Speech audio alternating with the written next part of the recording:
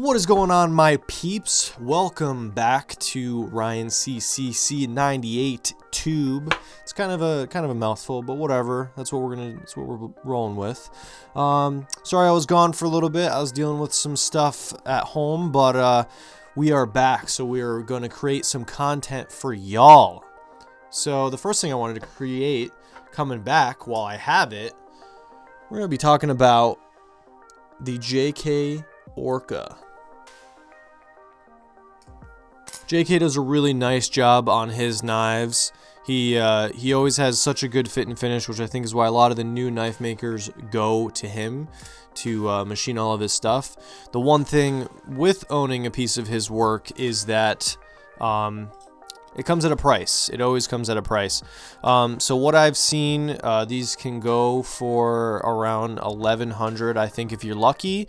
And then upwards of, I don't know, in the lottos, I think I've seen them go for, or not the lottos, where people bid, the auctions. Yeah, that's what I'm looking for.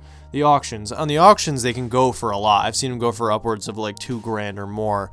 So they can be pricey, and especially trying to find one secondhand. They're hard to find. Everybody seems to want to keep them, which is a good sign with a Bally. But the ones that do get sold are going to be sold for a pretty penny. So if you end up wanting to find one, prepare to be spending a good chunk of change. Like, we're talking like $1,000 or more for this kind of knife. Now, is it worth the hype? Let's go over it a little bit. All right, now that I got you guys a little bit closer, let's go over it a little bit closer. So this particular model, I believe, is being called the Black Widow model. I believe because it's got the red inlay and the black coating on the titanium, and even the number and the blade steel is got that red inlay as well. So I see why this would be called a Black Widow. Now this one is not mine. It is actually on loan from a friend of mine who I have made friends with in the Bally community. Now, before I go ahead and mess up her name, let's just grab it and I'll just show you guys her profile, so that way I don't have to say something like Moisenberg Bally again. Here she is, Vixisek, I think, if I'm saying it right. That's her. If you want to drop her a follow, this is her knife. I know she's trying to sell it, but she sent it to me on loan for the time being until it sells, and I'm just going to send it to the buyer, which is awesome because I get to play with it and, well, give you guys a good review, so that way you kind of know what you're getting into with one of these guys. So a lot of you guys always want to know, what is the weight? That is important when you're flipping. So let's pull out the old scale. Let's see what this baby weighs. So this model is a speed channel model, and we're looking at about 4.5 ounces.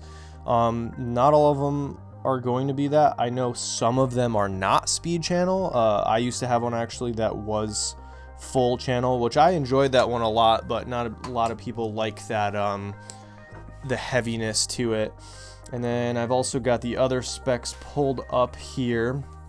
So we're looking at a blade length of about 4.5 inches. The closed length of the entire knife is 5.75 inches. The overall length on this baby is 10 inches total. So it is a larger knife. I mean, not super big compared to, like, you know, reps and stuff like that, but it is a little bit larger. And I don't know if you guys want to know anything else on it. I know that it is this one in particular is S35 VN steel, which I think all of them have. I haven't seen one that doesn't have S35 VN on it. This particular one is number 135. So if you see this one out in the wild, this is the one that is being reviewed currently. Now with JK's stuff, some of his stuff is hand ground. This one has that like the milling on the bevel, which I'm trying to get the camera to pick up here. It's very pretty in person. It's got a nice feel to it. There's the nice speed to it, and you'll see his logo on the one side, and then you'll see Orca on the other side. This model that he does, most of the stuff that him and Joseph Hansen, I think is his name, most of their stuff's pinless. So this is a pinless model. You can see it's stopped just by the channel here. It's just got that like little indent, so this nipple, I know guys, it's called the nipple, stops on that, so there's no pins to stop it on the inside. It's just being stopped purely by the handles, which I think is what gives it that gorgeous ring. I think that's what a lot of people like about this, is just the way it sounds. I will say for certain moves like choker fanning, these little grooves here are awesome. They're really nice. They're really nice for doing a lot of moves. It's not overly thick either, and it's not like too thin. I think he really did hit it right on the mark as far as what flippers are looking for. This little groove going all the way down the handle, you can see, is really nice. It feels good when you're flipping it because it's not one solid blocky chunk, which I am a fan of. I like blocky knives, but this isn't overly blocky. It's not too round. I think it's got enough grip to it when you're flipping it that it gives it that enough texture to it that it doesn't fly right out of your hand, but it's not too grippy where you feel like your hands are getting absolutely destroyed when you're flipping. Gorgeous design. Now the big question, is this knife overhyped? When I say overhyped, I mean, is it worth that huge price tag and everybody and their mother wanting one of these things?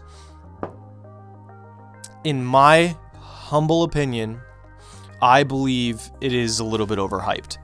Don't get me wrong, this is a gorgeous knife. It is awesome. If you get this knife, honestly, this might be the only flipper that you need. If this is like your style. Is it worth the price tag? I don't think so.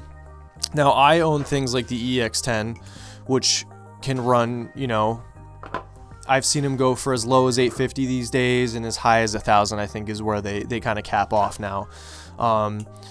And mine, after flipping this a little bit, I threw the aluminum channels in my EX10, and it has the exact same weight. These two are the exact same weight. They flip and feel the same way with the aluminum full length spacers in them. So, you know, when you're talking a good, you know, $500 to $1,000 more than an EX10 in some cases, you know, yes, this is channel and it is pinless, so it is a different design, but is it worth that extra? I think that's really up for you to decide. In my opinion, I really don't think so. You know, there's a reason that I had one in the past and then no longer have one. I loved it for the time that I had it. It was a really cool knife, and, you know, it's really pretty. But at one point, you have to sit and think to yourself, am I going to feel comfortable carrying around, you know, almost $2,000 or more worth of a Bali and be okay with beating it up and flipping it outside and dropping it? And is it worth it when you have people offering you, you know, a lot of Balis in exchange for this. Like, you can get yourself that Fellowship Medusa, or, you know, an AB, or a bunch of stuff. When I traded mine away, I think I got like a Sentinel and a Rep and a Kraken trainer and a bunch of different things. And at the end of the day, if people are willing to trade you a lot of pretty decent higher end flippers for this one thing, I personally don't think it's worth it.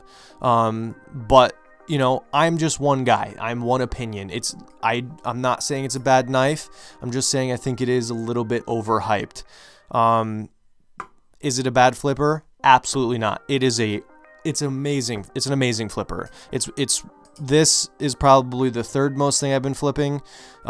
First has been my Genesis, which I will be doing a review on. Second is my EX10, and then I've been picking this up after. Geez, leave it to me to forget to charge my camera battery. So halfway through me talking, the freaking battery died on me. So that was upsetting, but here we are. We're back again. We're back in action. Anyways, what was I talking about? I think I was just wrapping up everything with the Orca. So, yeah, it's a great flipper. It's an awesome flipper. Flips nice. It's a pretty penny, so if you're getting one, prepare to spend a lot of money, yada yada, like I said. Let me know what you guys think in the comments. Do you think this is an overhyped knife? Or am I just being super picky about the price and trying to convince myself that I don't need it, so I don't need to spend all of that extra money? Now I'm too close to the microphone. Anyways, thanks for watching this week's video, guys. Hopefully I'll be able to put more content out really soon. Sorry for the huge break there on content. Like I said, I've been dealing with some stuff in my personal life, so I was not able to record as much as I'd like to. But let me know, like I said, let me know in the comments. Am I just trying to convince myself I don't need this? Or is it really overhyped? Thanks for watching, guys. I'll see you soon.